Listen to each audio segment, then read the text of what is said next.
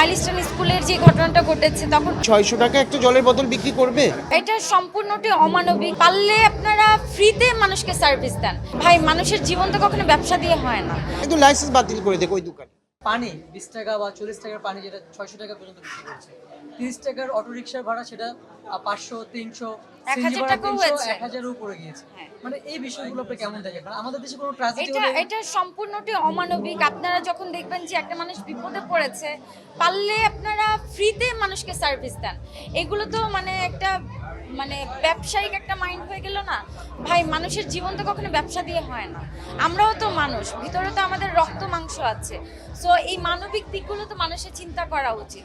এখন এই যে মাইলস্টোন স্কুলের যে ঘটনাটা ঘটেছে তখন রিক্সা ভাড়া যদি আরো বেড়ে যায়, আমরা বিপদে মুহূর্তে যে একটা মানুষকে আপনারা উচিত ফ্রিতে হসপিটালে নিয়ে যাওয়া, সেখানে আপনারা কিভাবে টাকা দাবি করেন? এটা তো মানুষের মনুষ্যত্বের ভিতরে পড়ে না, এটা তো মনুষ্যত্বহীন মানুষ হয়ে যায়।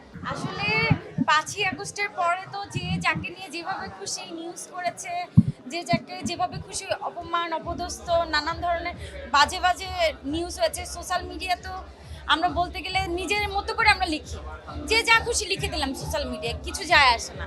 সো এগুলো খুবই খারাপ। আপনারা না জেনে বুঝে আজাইরা নিউজ করেন না, এগুলো মানুষের সম্মানহানি হয়।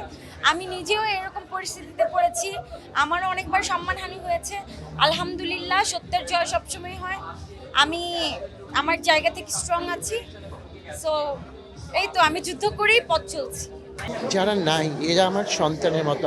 আমার সন্তানকে আমি নিয়ে আসছি এই কারণেই যে ওকে আমি ভালোবাসি। আমি বাচ্চাদেরকে প্রচুর ভালোবাসি। ওদের আমি আপু বলার ভাষা হারিয়ে ফেলছে। আমি আমার বাচ্চাকে জিজ্ঞেস করেন, বাসা থেকে আমি উঠতে পারছিলাম না এই জিনিসটা জানার পরে। আমার বাচ্চাদেরকে স্কুলে মানে যাবে কি যাবে না, আমি সেটা নিয়ে একটা ইয়েতে ছিলাম।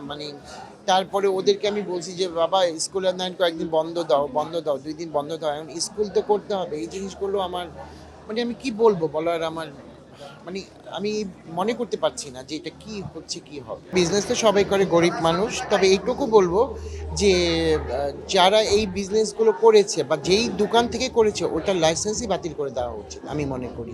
কারণ আমরা তো মানুষ, আমাদের উপকারী তো মানুষ আসবে, মানুষের উপকারী তো আমরা যাবো। আর এরা শিশু, আমার বাচ্চা, ওনাদের কি বাচ্চা নাই? যে এই দোকানদার এই কথাটা বলছে ওনার কি বাচ্চা নাই? বানলাম বাচ্চা নাই, তা উনি তো ওনার ভাই বোন সবার তো বাচ্চা আছে। সেইটা তো সে চিন্তা করতে পারতো যে এটা আমি দিয়ে দেই, ফ্রি দিয়ে দেই। কত টাকারই ভাই? এর জন্য এরকম ৬০০ টাকা একটা জলের বোতল বিক্রি করবে? এটা মেনে নিতে পারছি না। একদম লাইসেন্স বাতিল করে দেখ ওই দোকানে।